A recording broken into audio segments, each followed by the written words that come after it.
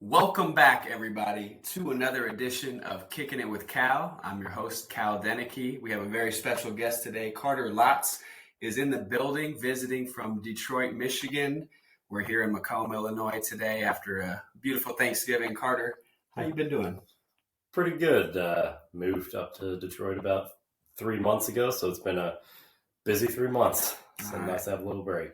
And we'll get into everything you're into, but I want to kind of introduce you to the audience. So Carter and I grew up together, have been friends for a long time. And I want to just kind of get into when you left high school. We both graduated in 2012, and you decided what you wanted to get into. What was that process like of choosing an undergrad school? Where did you end up going, and what did you end up getting into? Yeah, absolutely. For me, of course, to start out, I ended up moving all the way down to Birmingham, Alabama. I think I knew pretty early on I definitely wasn't staying and going to Western, needed out of Macomb, and wanted to just go out on my own as, I won't say as far away as possible, but just do my thing that no one else was doing, which I think is kind of how I've always lived life, I'd say. But yeah, no, ended up in Birmingham and looked at the school. My aunt and uncle were down in, we'll call it the suburbs. It's not really what they have down south, but if I hated checking out University of Alabama at Birmingham, got to see my aunt, uncle, and cousin for a weekend and spend family time. If I loved it, well, here we are, I guess. So, it wasn't a wasted trip, but yeah, that's the decision, I guess. Birmingham, Alabama. And what did you study in undergrad? Yeah, so initially I graduated high school, wanted to teach English and coach. I got down there for orientation, summer of 2012. So what was that? Probably like late June, early July when you're doing all that for freshman year, and saw the course curriculum, and I was going to take like early Irish literature, like my second semester freshman year from whatever to 1492 or whatever. I'm like, it doesn't sound, and a lot of reading and all that. I'm like, yeah, English isn't for me. So I switched to phys ed and a couple, thinking I wanted to teach PE and coach, like the good old school rock quote says. Mm-hmm.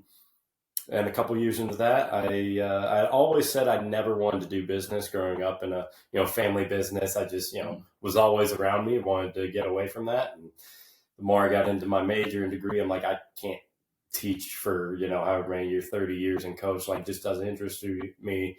I want some more business. And I was like, maybe like I'll be a high school AD. And I looked into that and realized that was still a lot of academic guidelines, not on eligibility, but hey, you have to follow this administrative guideline tied to sports. I'm like, but these doesn't make sense a little bit. Right. And then I got the opportunity to work for the football team and see, as I was figuring out what I wanted to do, I realized, there's a whole world of sports business out there that I can do. So I kept with just switch from phys ed to just straight kinesiology, essentially exercise science with a minor in business. That way if I wanted to go if I totally failed in the sports world, I could open a gym or something, I had a good fallback plan. So you did your 4 years at UAB. Yep. Yep. I remember talking to you during that time and enjoying just being away from home and doing something different. And like you said, most of our classmates stayed at Western or stayed in the state. And I think it's admirable that you went out and did your own thing and made your mark there. So then you decided to get your master's after that. And what was that process like? And where did you end up after Birmingham? Yeah, absolutely. So after I worked about 9 months for the football team at UAB and was figuring out, hey, I wanted to work, in sports business, I actually was a student worker for almost 2 years in the ticket office at UAB. And that's where I really got ingrained and kind of cut my teeth and okay, this I can do for a career, and knew I was going to get my master's at some point in my life. And I realized, what, I better do it now, because I know if I take a couple years off, I'm really not going to I'm not going to enjoy it. Yeah. Going back to school, let's be honest, it's, you have to love it. And I love school, but I knew once I was in my career, I wasn't going to have time or really be as motivated. So I went, and when I was looking for schools for my master's, I'm like, okay, I'm at UAB. It's got a solid athletics programs, great time to be there. And then for my next step, I'm like, But there was always part of me at UAB, being a diehard Michigan State fan, I never even looked there in undergrad. I don't know why. I was like, oh, maybe because you hear, oh, it's such a big school, come from Macomb. I'm like, don't know how I'd handle it. I would have been fine. Yeah. But you don't know. You fit in anywhere. Yeah. You don't know what you don't know at the time. I don't want to say I regret it, but I just know I would have been fine and enjoyed it. So when I had the second time to do it, I was looking, okay, I have to factor in the education piece, but also in sports, it's all about the experience you have career-wise. Where can I, get a great opportunity? And I wanted to do it at a school that was, I pretty much have early in my career, at least two guidelines I look for in where I'm going to work or go to school is, are they pretty regularly going to be bowl eligible in football? And will they always, put up a good chance of being in March Madness? Because that's, going to determine a lot of things for the department. And so I ended up coming down between University of Minnesota and Cincinnati, and really liked the people at both, but got into Cincinnati in Minnesota, made my decision because simply Cincinnati was a year program. Minnesota was a year and a half, 2 years. And I figured, let's go somewhere, get some more experience and get in and out as fast as possible, keep the debt down as much as possible. And a year was quicker than 2. I feel like doing a master's in a year is pretty good, and most are probably 2-year programs. So what was your take on Skyline Chili? Well, in Cincinnati, it's a hot debate these days. It is. It's an acquired taste, and I'm how do I say this? People would say I'm not a foodie, but I am. I'm not the person who, new restaurants open, we have to go there right away. Like, I just like trying different restaurants, and if I know I don't like a type of food, like I don't like Asian cuisines, I'm not just going to go try one. Like I'm going to try what I like. And I tried Skyline. I've had it once, honestly. I went with a friend after class. We're like, hey, let's grab a bite. I've never tried Skyline. We went.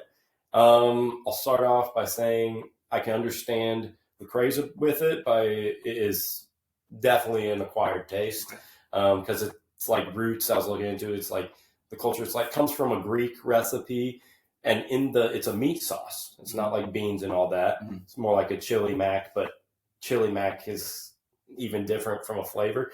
It's got like nutmeg, cinnamon, and some like dark chocolate. I heard it had cinnamon in the chili. Yeah. So it's like you got like ground beef really ground up. Then you've got whatever liquids you put in the sauce, of tomato paste, whatever. But a lot of the seasonings are, like I said, chocolate, sugar, or chocolate, cinnamon, nutmeg, all this. So, I mean, this is something I'm going to go crazy for. Like, I have to have, like, when I came home, hey, Carter, where do you want to eat? Let's go to Chick's. I can't get Chick's. Yeah. But Skyline didn't have that effect. Like, if someone's like, we're going to Skyline, I'd be like, okay, that's fine. I'll eat it. Yeah. But it's not like anything I, salivate and to die for. Like, it's definitely a local acquired taste. Yeah. It was good, though. So you did your year in Cincinnati, got your master's, and where did life bring you next? Yeah, so it was kind of cool. So my master's program was fall semester, spring semester, and then pretty much the summer was like I think 6 credits worth of like you could either do like a thesis or do a project. Of course, if you're going to do a thesis or research, it was going to be mainly if you're looking to do your PhD, which I'm not. So I did a project, just did a handbook for the ticket office at Cincinnati. So I actually lived in Cincinnati for 10 months and was applying for jobs. I'd always been on the ticket operations side, and I realized that has a lot of tedious computer work, like back of house stuff. And I'm like, I can't do that. Like, that's just not me. I love the front end, talking to people. Yeah. So sales, was a good fit. Had a great opportunity to come up to move down to Lubbock, Texas, and go to Texas Tech. You just can't pass up an opportunity like that to go to a Power 5 school. And, Texas had always been bucket list to live for me. And yeah, so honestly, my first 3 months or so at Texas Tech, I was still finishing up my master's, just doing my projects. So, And how long did you stay in Lubbock for? Yeah, so I got there June of 2017 and left right when COVID started. So March of 2020. it's a great time because, my first full-time job, I wasn't really sure. You always have those worries of like, am I going to do well? How am I going to be? And, it took me a little bit to transition, I think, but that's natural, I'd say. And, I just really, really thrived, met, great friends, found a great church, got involved there. And really, I was there kind of at the peak of tech athletics. I was there for 3 years, and we went to, well, 2 full competitive years, and then my third year is when COVID happened. So it finished like no March Madness, no baseball. So Texas Tech, the 2 full baseball seasons we had, we ended up at the College World Series both years. A Big 12 title or 2 in there. Basketball went to an Elite 8 my first year and lost and should have won in the national championship that year up in Minneapolis in 2019. I can go into that on why we lost. You love my coaching analysis. But, selling tickets was great. I really got to know and became friends with a lot of my, I guess, customers and clients. It's just, West Texas is, it's different. People, I think we all know, like, I'm an open book. I mean, I love, one thing people don't know about me is, like, I think growing up, we'd all say I was very uptight. Yeah. Very uptight. Yeah. Probably just a little bit strive for perfection, live within the rules, all that. Like, I still have that, but I didn't know how to go about that when we were younger. And now once I got out of the microscope of Macomb, I really kind of matured into the, hey, like, I can still live that way, but rather than, Ferris Bueller's Day Off, how Cameron, there's that line. It's like Cameron is so like tight or so anxious that you could stick a piece of coal up his bum and he'd produce a diamond. That was me growing up. Yeah. And nowadays I'm more like a Ferris a little bit. Okay. I'm not towing the line on rules, but I'm a lot looser, like still sticking to my old guns though. So like, and West Texas was good for me in that sense. It's very, laid back and slow. Being Christian conservative, I am, very, it's like voted like the second most conservative city in America, but not, in more in the, like, we went to Lubbock, Texas, you would, like, some of the infrastructure, like, oh, this is like well kept, but it's like, oh, this is probably like what Sandlot was like. I mean, even though that was in California, but it's like you had the 5 and down, kind of like we had Fort Hopkins and Sandlot. It's like, we gotta scrum up and get ball, like 95 cents for a baseball. You had places in Lubbock you could go buy a baseball like that feel. So it's really, really cool. A lot of great outdoor patios, drinking places, and games, and just a laid back, good, hard working blue collar culture that was, really, I'm okay, you're okay. I think the difference, people think, oh, so I lived in Birmingham for, pretty much 4 years for undergrad. I lived in the South, and then I got back to the South in Texas. And that's not true. I always tell people, Texas is Texas. It's not the South. It's its own country. It's its own, the Republic of Texas. It's a Lone Star for a reason. But that's true down to even how they approach barbecue. The rest of the South in different areas, it's about the sauce, and they all have different bases, whether it's ketchup, vinegar, and all that, mustard. Texas, sure, they have barbecue sauce, but they don't focus on the sauce. They focus on how they prepare the meat and the seasoning. Yeah. So it's kind of those little intricacies that, they really know what matters. And I think that's always how I've lived my life, but didn't know how to do it. I learned in Lubbock that, you can still, focus on what matters to you, but, hey, I'm okay, you're okay. If you have a disagreement, I mean, I'm working in sports and in sales, you're talking to all these people, and I mean, one of the most passionate areas people talk about is their sports. Like, people, I'm sure people killed each other over that. Especially over in like Europe, you see these crazy videos of or Asia with the soccer games. It's like, did that guy just throw like a hand grenade? And it's like, this is not, it's soccer.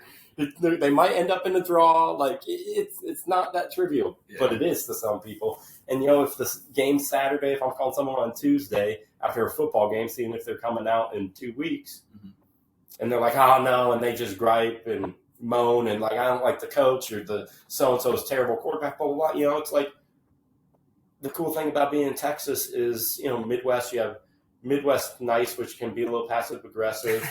In Birmingham is, the bless your heart, all the Southern hospitality's got a big condescending way about it.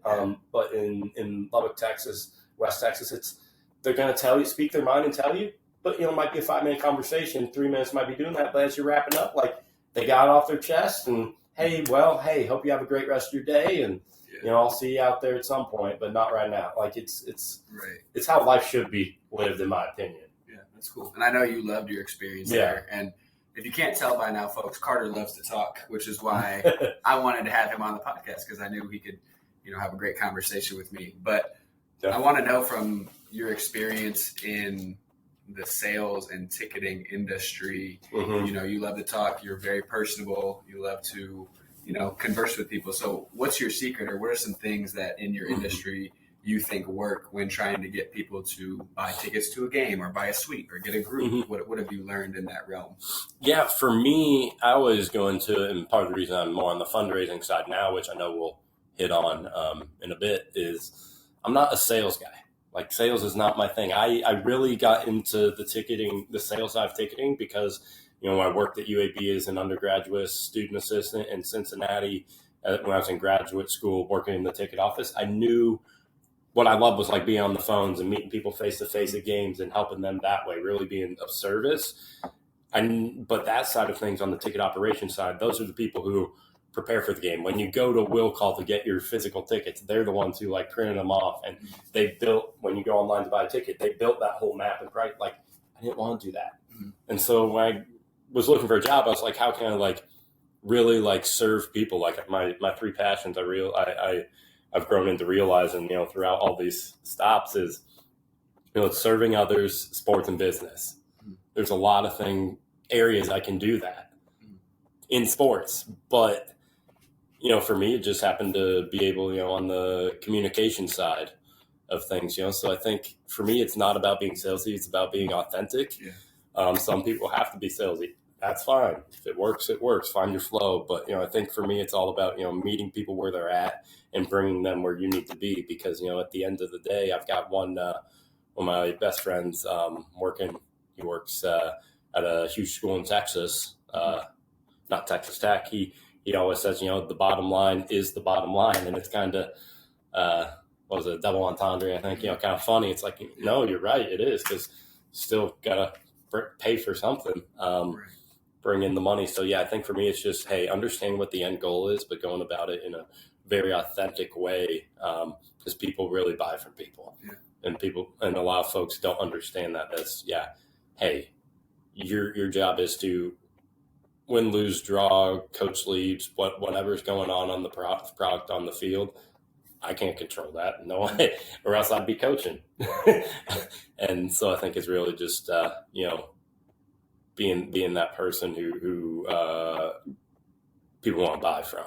Yeah, and I think the word you used, authentic, is really important in all aspects of life, because I think of it as something like this simple. You go to a gym.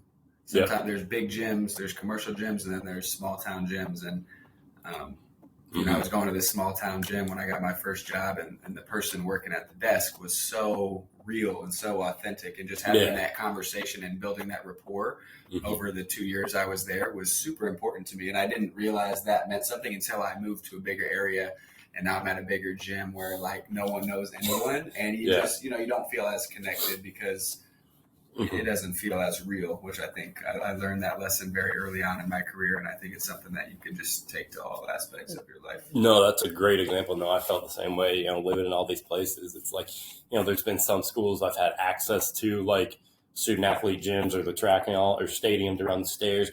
And there's been like some place where it's like, I'll just go to the Planet Fitness down the street for $10 a month. And it's like, I would do it for a little bit. You don't connect. Not everyone's there doing the same thing, but it's just there's a huge wire crossing disconnect. It's not authentic, really.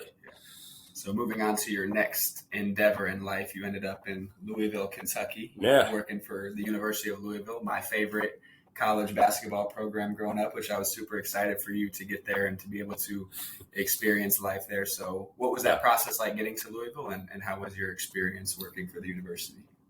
Yeah, so it was interesting because I was at a time at Texas Tech. I didn't want to leave. I think I'm that loyal person. I'm always, if I find somewhere I love, I don't why ruin a good thing. But I was at that point in my career where I wasn't didn't have a more opportunity to grow at Texas Tech. My boss, he went to Tech and worked his way up, and he'd only been in the position of manager of sales team for like a year. So I knew I wasn't going to wait for him to move on to his next thing. And he's still there now, worked his way up.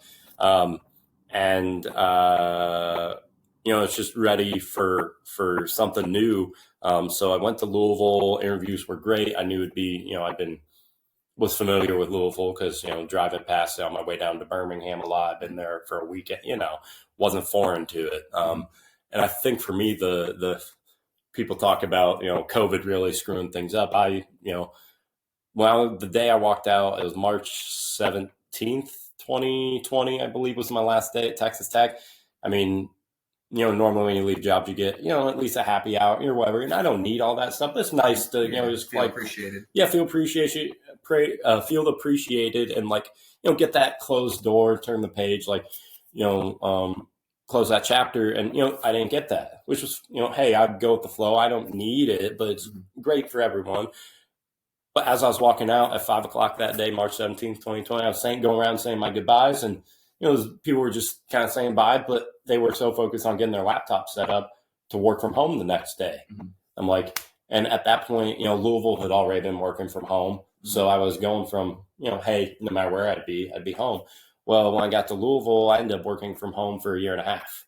I mean, darn near half my time there. And I had, just with the way things went, I'll start off, I'll never say a bad thing about the people of Louisville. They were good people, not just like, oh, they're nice, but they're did good. They were good, cared about you, especially people I worked with. But when it came to my job, it was a weird transition because, I'm in ticket sales, I'm new sales. Well, when you can only have 10% people in a stadium or none, I don't have a job, so I got transitioned to kind of being a customer service rep for our fundraising team a little bit, which is fine. I love doing that, but to have that be at the beginning of your job was really a struggle. I ended up having, 4 or 5 different bosses in a 3.5-year span as they between COVID and then restructuring and just repurposing. So it's, it was a great time, but I learned a lot, had a lot more transparency.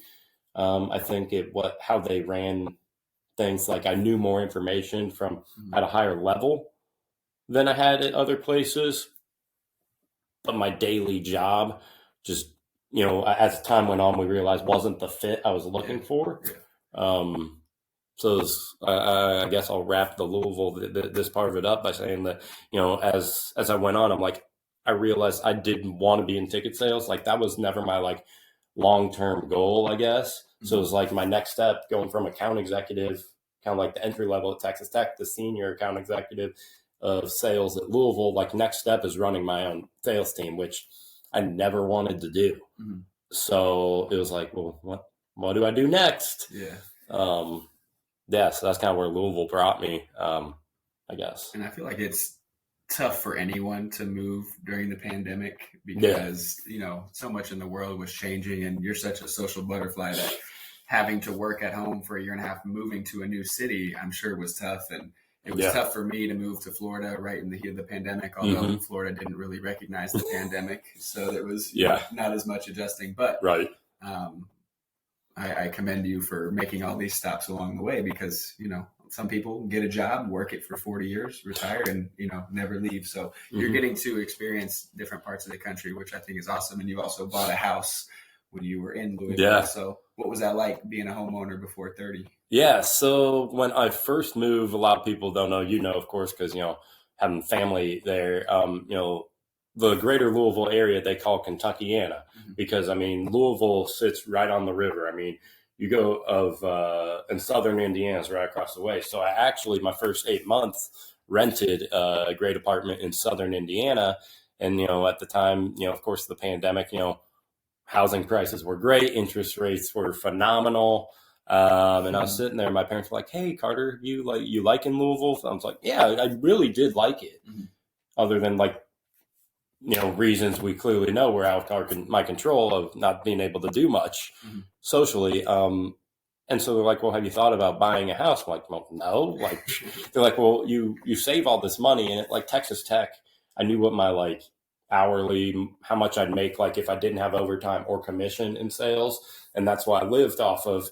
But then I like got some overtime working games and all this. And then my commission, and I pretty much didn't say touch any of my commission at Texas Tech. I mean, I wasn't raking in millions by any means. Because I'm not touching a lot of money at, each month. That, I'm just a saver. I'm frugal. They're like, well, you saved a lot of this money from your commission. Like, you can afford to like buy a place if you want. Like, I'm like, oh, I guess so. So we looked and found a great condo and had a 2.6 interest rate. So that was hard to lose, but I think it was a great learning process because a lot of people would think, oh, I know everything about buying a home because, my growing up in Macomb with the family rentals and stuff. But when you're buying things as like part of your business, your investment, family business, it's different than on your own. Like the things you're looking for are different, the areas, it's not a completely different process, but there are a lot of things to like, you have to factor in their personal to your preferences. So it's a really cool experience learning like, oh no, I guess I am at a point where I can do this, and long-term, it's a great decision. And, I loved it. I mean, even though I was condo, had an HOA, like it was there was nothing like, a landlord's like, oh, you can't have, you have a friend coming over, but, oh, if we find you and your friend's dog comes, like, we'll evict you or whatever nonsense. But it's like, I'd be like, oh, hey, I'm coming to town for a weekend. But I'm like, oh, yeah, bring Roscoe or whatever their dog name was.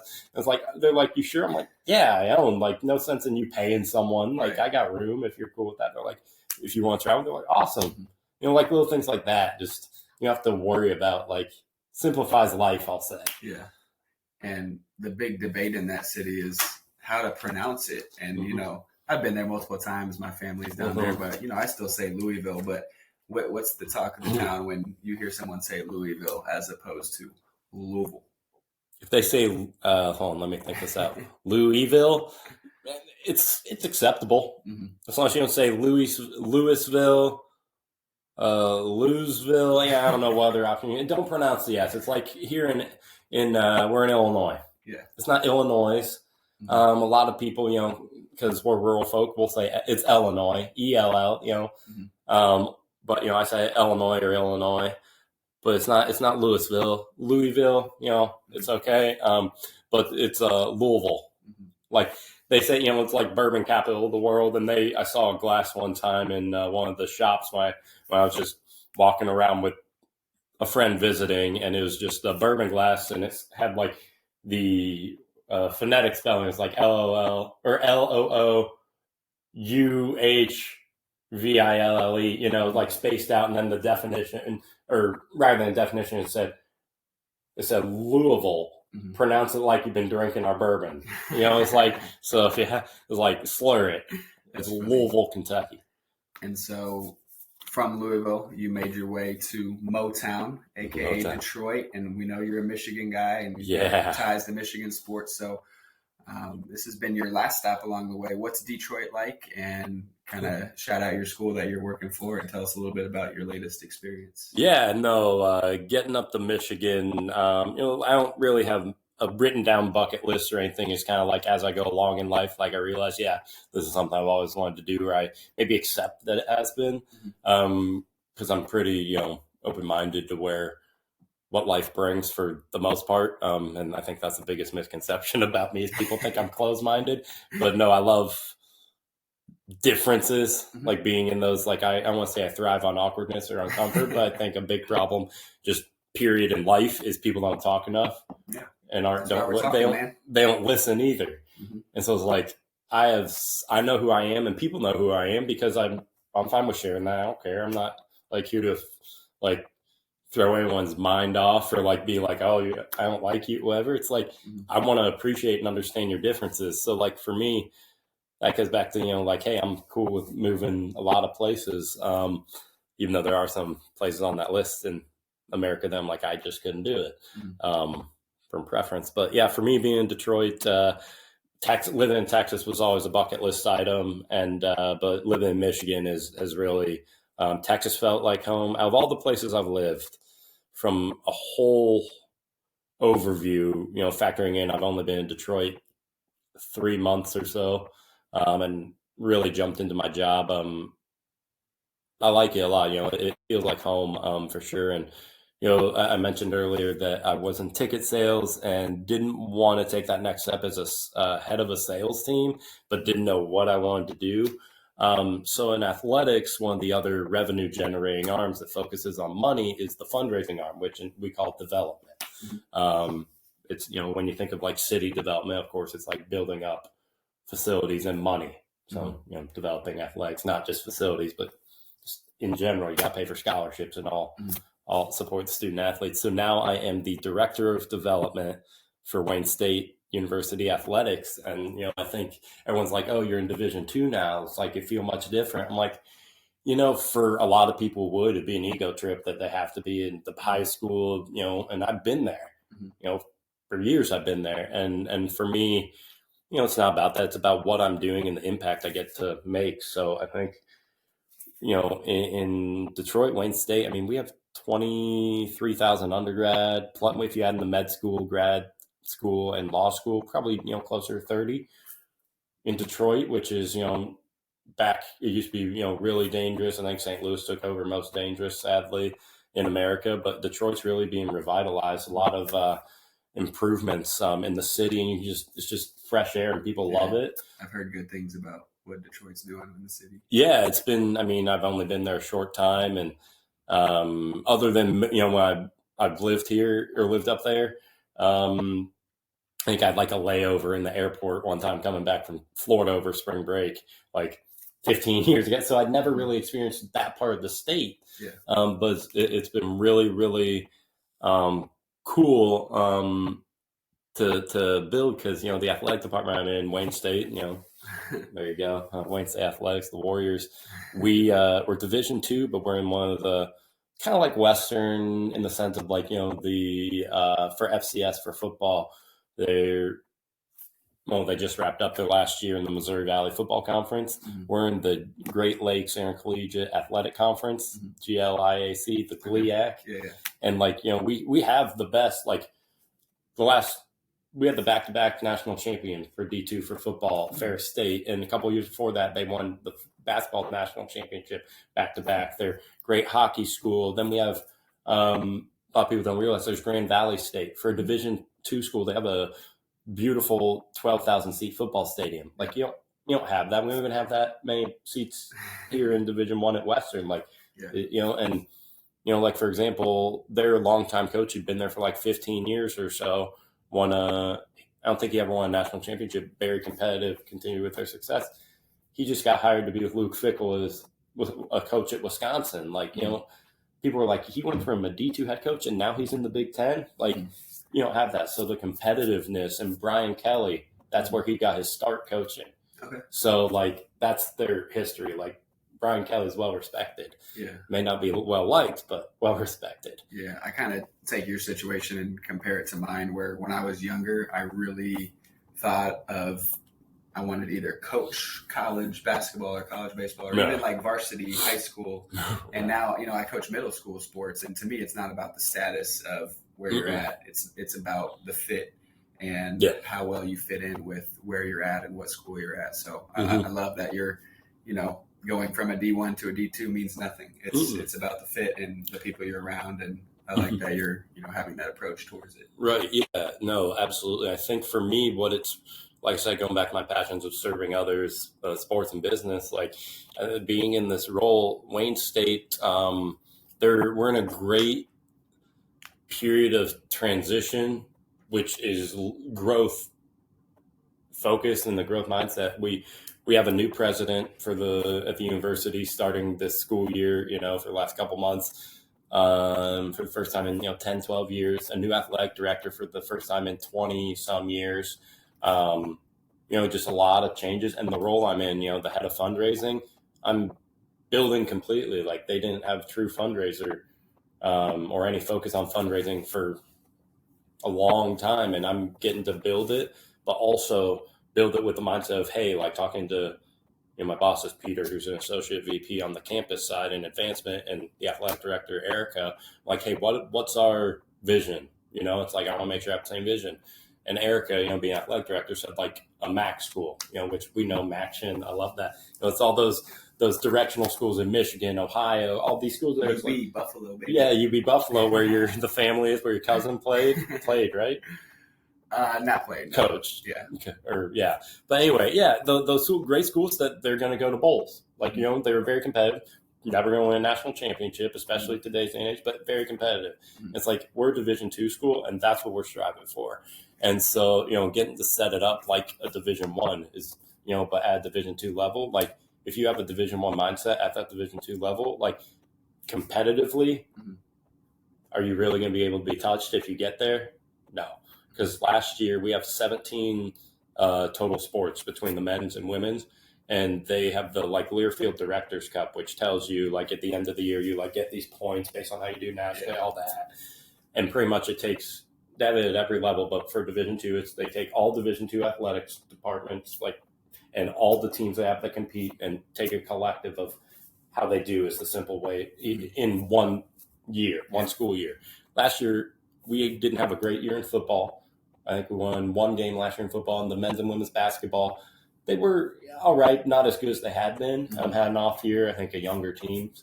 And we still were number 21st ranked department in the country based on how our student athletes did. And and out of our 400, a little over 400 student athletes, 70% of them have over a 3.0, and over half of them have over a 3.5. Awesome.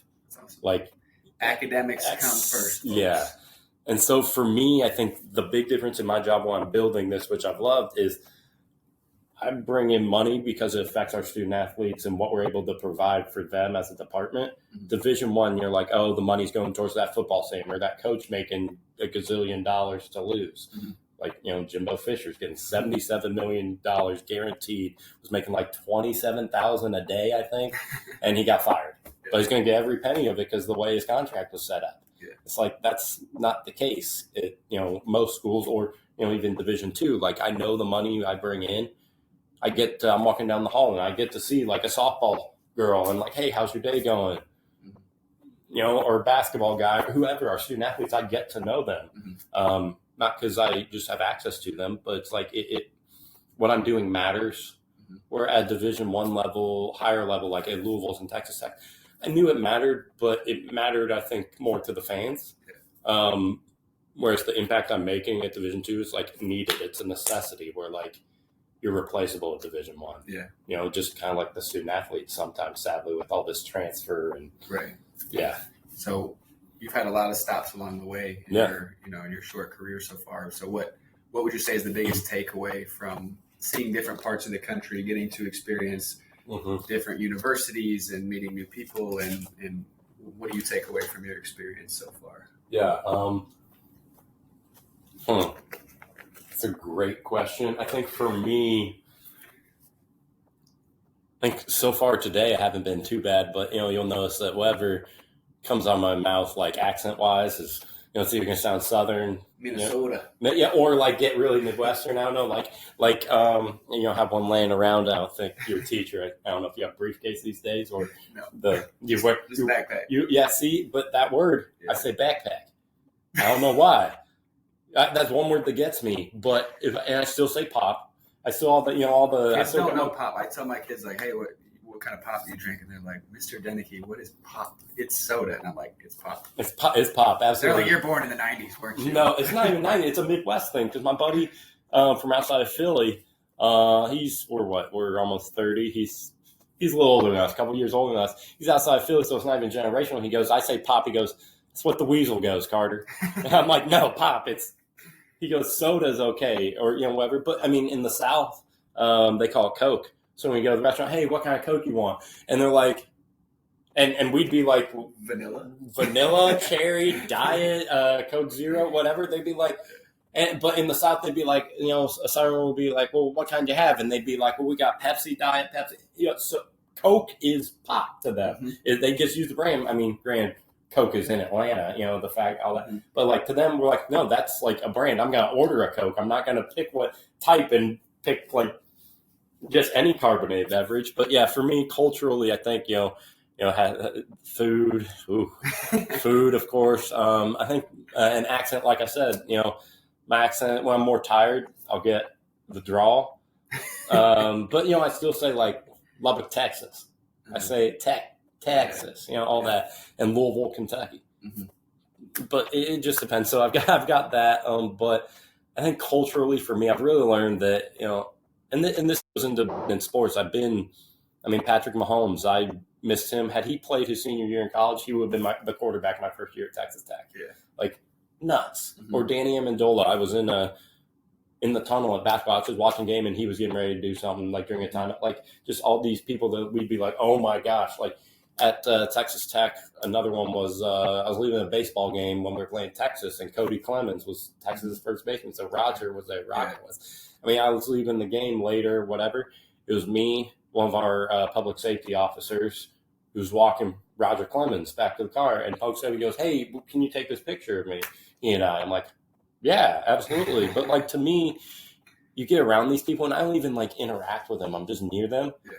And you just learn that people are people. Like these people were starstruck about, it's like, oh my gosh, that is like whatever, like when the Rams would come, would be like, oh my gosh, that's Marshall Falk, Kurt Warner over at El Rancherito. Yeah. But it's like, they also became part of our community. But still, in the sense, we were still like, we were kids. But like, even nowadays, there's still some people we do that. Like for me, it's probably like only Tom Izzo in sports who I would like be like, oh my, still like fanboy over. Like that just makes sense. Yeah. But like, people are people, and that goes for whether it's people who everyone knows is like a big star athlete, the president of the university locally, a pastor, a favorite teacher. Well, people are people. Like that's all they want to be. I think, and that's what I think it comes down to. But also, it's a very complex statement made simple, or it's a very simple statement made complex, rather. And I think like nowadays, people don't view others as people. Like they view them as like the adversary, the enemy. It's like, oh, I'm wearing this type of shoe and they're wearing that we don't agree on things. And it's like, well, they like their mac and cheese in ball form and I like mine out of crap, like dumb stuff. It's like trivial things that don't matter. And that's what's wrong. So I think culturally, just living in all these areas, like I said, Lubbock, Texas was very conservative. People be like, oh, Birmingham, Alabama, very conservative. But it had some moderacy to it. Say moderacy, new words here, folks. Louisville, definitely moderate. And Detroit's probably a little more progressive. But it also doesn't feel that just treat people how you want to be treated. Exactly. Yes, things are going to happen. Like, sadly, like I've had a lot of people like ask a couple things, like the auto industry up in Detroit. There's been some like union, I think they're doing some contract union negotiation. People like, have you seen any of the like protests or anything? I'm like, no, I really haven't, because I'm not like just in that part of the city every day. I'm not like seeking it out. Probably. Yes, it's going on, but not that crazy big of a deal. Like we're shutting down everything, or like with what's going on over in like Israel and Palestine with the Gaza Strip, like that sad instance, going on there. It's like we have a lot of people don't realize Dearborn, Michigan, like right outside of Detroit, is where like Ford is.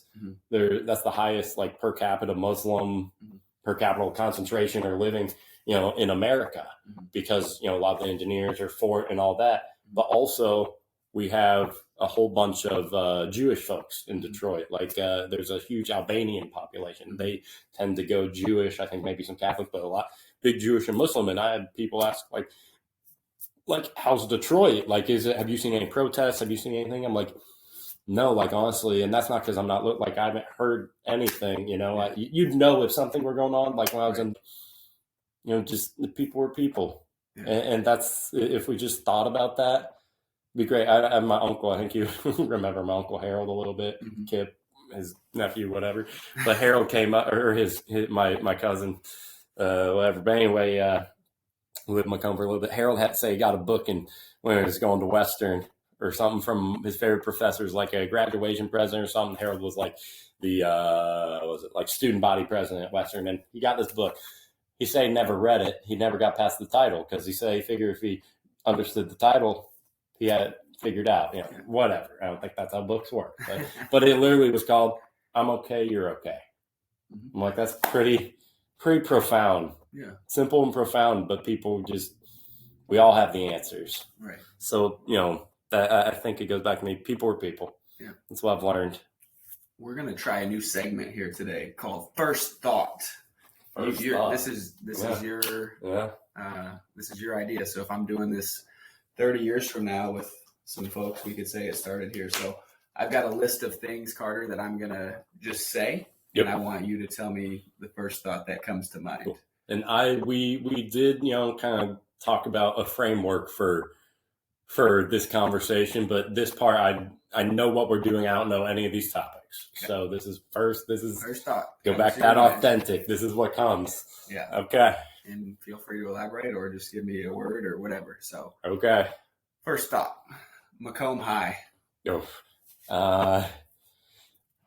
When we were there. Sure. Modernly, okay. When I was at, where I had to be, okay. Not my cup of tea. Clearly, another statement. If you haven't figured it out, I don't want to say I'm cliche, but I have some mantras. We were driving back from Birmingham. Dad flew down. We had a U-Haul and moved me out of dorm freshman year. Come back for summer. And we're driving almost home, driving down past Patton Park, and Dad goes by sewer, and Dad goes, Macomb's a pretty great place to be from. Mm-hmm. Keyword on the word from. And for me, that was like the truest statement I'd heard at that point. I'm like, yeah, so that's what Macomb High got me to where I needed to be. Exactly. I appreciate it, but knew I wasn't for me. Favorite restaurant? Oof. Well, I've been a lot of places. Growing up, I would say, because we're in Macomb, we don't have much. Obviously, we got to go Chicks for the hometown favorite. Mm-hmm. And then beyond that, it's like, I love Texas Roadhouse, love Steak and Shake, still love those. But for places you can't get everywhere. But I think my favorite restaurant, there's this place in Lubbock, or it's right outside Lubbock, in a place called Wolford. It's called Evie Mae's, named after their daughter, barbecue place. They started out as a food truck, but now they're like one of the best in Texas, which means they're probably the best in the world, I'd say. And I mean, it's like the brisket and the ribs are like fall off the bone, soft, like so good. But what's one great thing? Like they open at, I think, 10:30 on Saturday. You best be there by 8 o'clock to get in line, because they also have coolers at different stops throughout the line. They're filled with beer. You don't have to pay for booze. 2.5 hours in line. I mean, but you always have a friend show up. It's not always that, but that's like when you suggest to go, it's, I think I've gotten, realistically, it might be like 45 minutes, an hour if you get there at a decent time. But Evie Mae's best barbecue. I'll have to check it out next time I'm in Lubbock. Yeah, well, for a next time, you have to have a first time, I think. But no, Evie Mae's, it's yeah. Michigan, Ohio State. Go green. Right. No, but in that one, I still have to say go blue. Okay. Can't stand the Buckeyes. We'll see what happens tomorrow. Hey, see what signs are pointing to. Rap music. Depends who we're talking about. Drake and Eminem. Ugh. Lil Wayne. I like Lil Wayne. Don't always like the messages of it, but not always my cup of tea. Okay. The Buffalo Bills. The Bills, I mean, the other night someone was wearing a Bills hat when we were hanging out and said, hey, go Buffalo Bucks. And I was like, that kind of grind my gears. But the Bills, right now, I would say disappointing. Mm-hmm. They have all the talent. They've had the success, but this year at least has definitely been disappointing. I'm not sure, they're out of tune. Something's off. Mm-hmm. They're one of the best teams. They really are one of the best teams in the NFL. Over the last 4 years or whatever. But this year's off. Something's off. So I think they'll bounce back. Traveling on an airplane. Not bad. For me, when it comes to, if I say, hey, I'm going on vacation for a week, I'm experiencing it for 7 days. it's really gone like 9 days because I don't count travel days personally. Mm-hmm. So, and most of the time where I've been, I mean, Louisville's the closest I've lived. Louisville and Cincinnati, because they're pretty equidistant to Macomb, the closest I've lived to Macomb since 2012.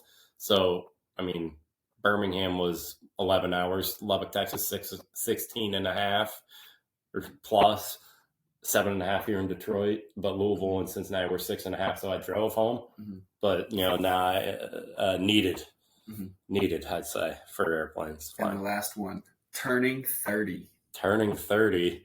I think we can kind of, I think what we're looking for out of life. Maybe not exactly, but we're both in the same boat where, we third wheel. We can third wheel with our friends. Like, I mean, I think you have some more friends who are probably single than I do from like the ones you like hang out with. So, I'm always third wheel, which is fine with me. I'll taking my time, finding someone to do, but I'm like, maybe I could contribute. But, I love getting to be Uncle Carter to my nephew, another nephew on the way, like immediate family blood. And then all my kids' friends call me Uncle Carter. It's like, hey, you need to dog sit? Hey, we need someone to dog sit. Can you do it? Yeah, absolutely. Like, I think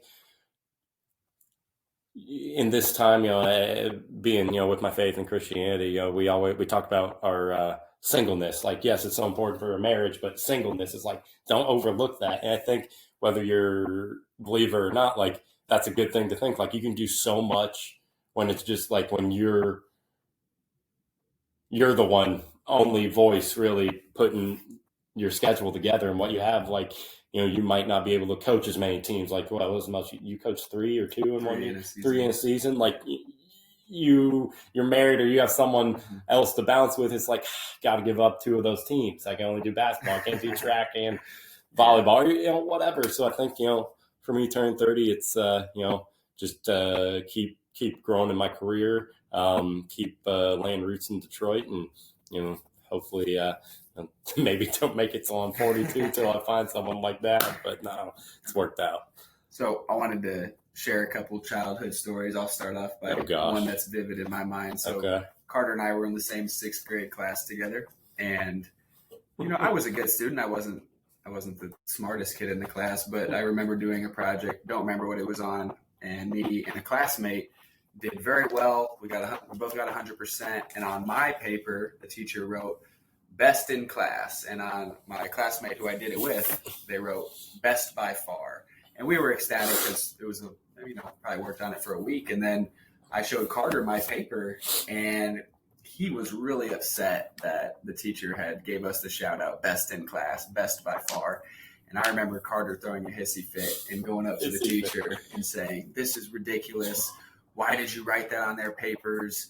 And all of a sudden, next thing I know, it was scribbled off. The teacher, bowed down to Carter and scribbled off that it was best in class and best by far. And I'll never forget that. Like, you were so salty. I just don't understand why, because you could have just been happy for me. Yeah, no, I think it was more I was very, like we said, I was uptight. Grant, that was like 6th grade, not like junior year of high school. So a little different, clearly we'll handle it differently. I was very uptight, and I think I'm picky and anal in sense. But like for me, it was like you have one best in class, best by far, same class, same grade. I'm like, wait a minute, how can he or she or her, whoever it was, be best in class and this person be best by far? I'm like, a principle saying, like, if Michael Phelps has the exact same score on a time, like 49 seconds, and this other person has 49 seconds, they're both standing on the podium at first, which is a whole different debate, like have a swim off or something. But, they're both getting first. Like, how can one be best if they do the exact same as the other? It was the principle and not the one that I probably should have been sent to, right. but yeah, that's, hissy fit. I don't remember it that much. There wasn't screaming or tears or anything. It was just like what is this? Apparently my argument was good enough. So what's a childhood memory of ours that stands out to you? I remember that same year. So I don't know if it's the same way now. You're not in like K through 6. You might have some 6th graders. But it's more like a junior high setting, right? Yeah, middle school. Yeah, middle school. So for me, it was always like the last day of school wasn't a real day. It was always like, the 7:30 or 8 o'clock to like 11 or noon or whatever, and then that was it. It was just pretty much kids coming in saying goodbye. Like they didn't even come, like they came with their parents. Yeah. Like just pick up because you had to pick up your report card, I think. So we decided 6th grade, hey, we'll just go, and then we would always Fridays everyone would ride the Go West bus, go to the YMCA and all that. So you and I decided, hey, we'll just pretty much treat it like a Friday, except I don't think it was, and we'll just go. It's in the spring. We're in 6th grade. Our parents are fine with us walking to your house, which probably took 40 minutes out, 30 minutes at our pace. And we come back, and when we were kids, playing baseball, especially if you're not near the park, and have the actual mound and stuff, you can buy that random ball that's apparently has the miles per hour. I don't think they ever worked. Let's be honest. Probably I was throwing 92. Yeah, right. Yeah, right. Exactly. And I'm like, whatever. But it had the string of, hey, this is a little league mark. This is the big leagues. And it's like, 48. Yeah, it's like 48 for pitching. And you have those. Well, Cal and I walk home. We get to his place across from YMCA in the front door, and we're like, this is crazy. There's 2 plastic pieces. It's a little home plate to tell you where home goes, and a little mound. And somehow they were all wrapped up, and the bird was hanging by its like gizzard or whatever. Or no, gizzard's like its neck like that. Like I think pretty sure it was dead. It might have been on the front tree, and we were like kind of scared in the sense of like not like I'm not talking about like what in the world, how did this happen? Because it would look too like meticulous and perfected and like human made rather than this bird just happened to fly, get stuck. Like how did it get stuck on the just 2 plastic things that had no stick in it? Like so the great bird mystery of like May or June of 2006, that memory is still like etching my mind. Like what we got going on here? Yeah, and my next memory comes from just going over to your house when everyone has that friend that you always wanted to go over to their house because they had all the activities, all the snacks, things to do. So we would literally go over to Carter's every weekend from elementary to junior high to high school. Mm-hmm. And we had so many memories of staying up late and driving the golf cart around the yard or doing whatever. Like your house was the spot to do things. And I just had so many memories of going there and just having so much fun with our friends. And, that was just the house to be at on the weekends. Yeah. I was going to say there's a lot of times I think, what was our average number of people who stayed the night? Probably 7. It was an unhealthy amount. And then there were times where we stayed up way too late and y'all went home tired, but it didn't help because I was a night owl. I could function on 0 sleep. Yeah. So then y'all went home and your parents would be mad at you. It's like, or be like, you're not going over there again. Well, sure enough, 4 days later or whatever on Friday. Yeah. And if you remember that one time where we were all hanging out upstairs, my parents, I don't know if they were out of town or maybe out to eat with friends or something with one of my siblings. I don't remember. And we were there and there's you could buy a couple ping pong balls or you could buy the big cylinder of 20 from Walmart or whatever. Yeah. And we're in the living room. Lights are all on and we're over here in Brett, that's all you need to know. Brett Taylor, Brett the Hitman Taylor or whatever they called him. Brother. He's over there and we hear ping pong balls bouncing. It's like, okay, whatever. Big kid's got a ping pong ball. Cool. He's just doing his thing. And pretty soon we just hear Bucky yelling Brett, what are you doing? And we look over it and there's a ping pong ball on near the trash can. So it could go either way on the kitchen on more of the hardwood or on the carpet. Mm-hmm. And it's on fire because Brett somehow found our lighter and it's bouncing and Bucky's like, Brett, what are you doing? And Brett thought the first thing to blow out a bouncing ping pong ball on fire, ping pong ball weighs less than a feather pretty much, was to blow it. Well, that just caused the ping pong ball to bounce all over the kitchen. Unfortunately, Bucky, very intelligent friend doing well for himself, brain and street smarts, always seemed to understand the world a little bit. He fortunately saved the day and, was able to stomp it out, get water, I don't remember, but yeah, Brett Taylor, I would describe him in high school. He was that puppy. But then once he hit a gym, he became that Great Dane. He was such a good puppy who said, oh, see ball, go get ball, which is why he was great. And then when he finally was like, oh, I'm good, or I realized he could be better, he became a Great Dane. And but he still had that puppy personality. He got that dog in him. He got that dog in him, but very much a puppy personality, and people love that, and that was great, except when he almost burnt my parents' house down. That wasn't the only thing lit on fire in that house, but we'll say there were pretzels. We'll say that for another podcast. But yeah, sorry, Mom. I know you're gonna watch this. To end, we like to do one thing on your mind. So quickly, what's a podcast, a movie, a book, something that you're into right now that you'd like to share with the audience? Ooh, yeah. So I'm old school. We know that. I've always been an old man and stubborn in a good way now I'd say. So, I throw on my record player. I always meal prep and do all that. So I'm really into personal finance and, of course, my faith, but also I love the Pat McAfee show. Okay. He just, those guys, like it's kind of like this. But, all his guys, except like A.J. Hawk, that's a little different, superstar. And some of the Pac-Man Jones, who I guess is out of jail now. That guy was in jail his whole career, as far as I knew. But I love Pat McAfee, just a good dude who is electric, as he says.